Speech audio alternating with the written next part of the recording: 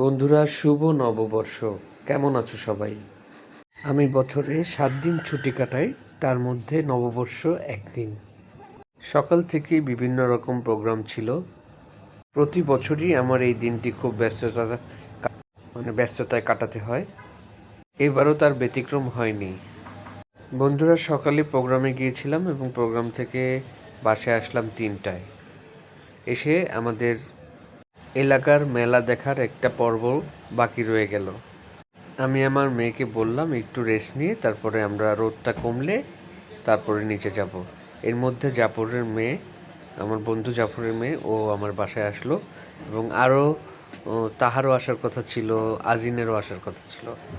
তো অনেক সময় ওদের জন্য ওয়েট করলাম, কিন্তু ওরা যে কোনো কারণে হোক আসতে পারলো না।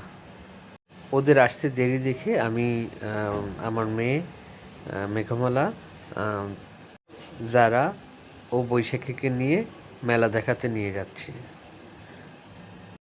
এই মেলাটা লেক সিটিতে আমার বাসার ঠিক সামনেই অবস্থিত।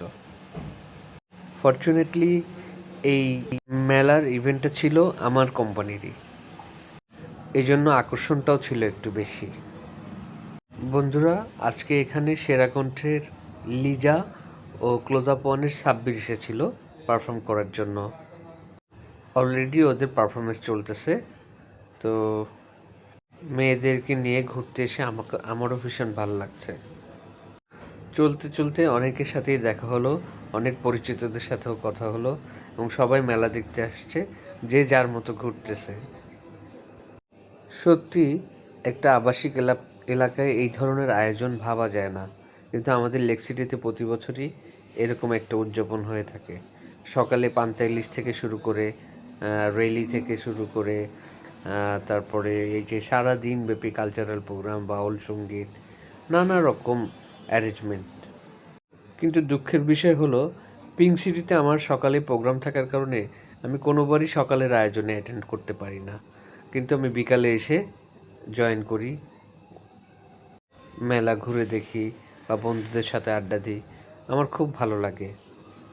মূলত বর্ষবরণটা আমার কাছে অনেক বড় এক ধরনের উৎসব মনে হয়, কারণ জাতি ধর্ম নির্বিশেষে এই উৎসবটাই আমরা সবাই মিলে একসাথে পালন করতে পারি।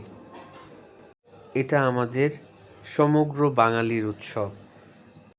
বন্ধুরা, এই মুহূর্তে আমরা লিজার পারফর্ম দেখছি। খুবই ভালো পারফর্ম করছে লিজা। দর্শকদের উচ্ছ্বাস দেখলেই যা বোঝা যাচ্ছে। যেহেতু সরকার কর্তৃক নির্দেশনা দেওয়া আছে যে সন্ধ্যা 6টায় প্রোগ্রাম শেষ করতে হবে, তো সেই নির্দেশনা অনুযায়ী আমি জানতে পারলাম যে সন্ধ্যায় মাগরিবের আগে, মানে 6টার কিছুটা পরে, 6:30 পৌনে 7টার দিকে এই প্রোগ্রামটা শেষ হবে আর কি। তো ততক্ষণ আমি বাচ্চাদের নিয়ে একটু স্টলও ঘুরে দেখতে চাই। তো ওরা